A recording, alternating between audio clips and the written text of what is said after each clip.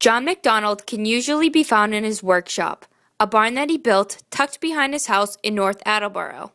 He's a carpenter by trade and can make anything he sets his mind on. And combined with his love for the game of baseball, MacDonald discovered a new passion, making baseball bats.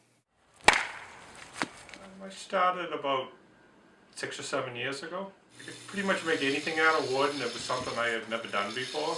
And I just thought that I'd try my hand at it. I made them for myself, and then made them for my sons, and then I was showing different people the bats that I made, and everybody said, "Well, you should do this and sell them." And so I said, "Well, you know what? Why not?" MacDonald's son Ryan is supportive of his father's craft. I think it's pretty cool, just because not many people can say their dad makes baseball bats, and I can use them all the time. But unlike her son, MacDonald's wife Joanne was skeptical at first. Actually, I thought he was a little crazy at first. Who makes baseball bats? But then I watched him making it, and I thought they looked pretty cool. And then people were asking about them, and he sold some, and it was pretty neat. The hardest part of the project is picking out the wood. It's the most time-consuming. For any bat, it's important that the grain is as straight as possible. Once he's chosen the wood, MacDonald begins the 45-minute task of making a bat.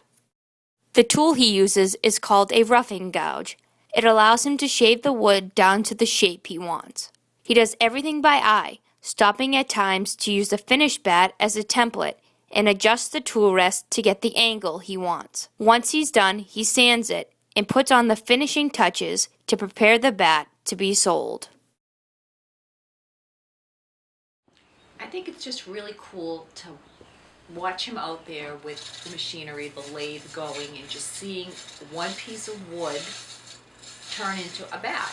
And then he comes out of the barn with this thing that looks like a bat, and then he comes in and he paints it and he shines it all up, and then he puts stickers on it and personalizes. And just to see a block of wood turn into a bat that makes a kid so happy is awesome. Ryan would like to continue his family's love of baseball and carry on his father's tradition of making bats when he's older. If I was taught to use the tools correctly, it would be a fun thing to do to make the bats in the future for a side job. For Emerson College, this is Colleen Casey.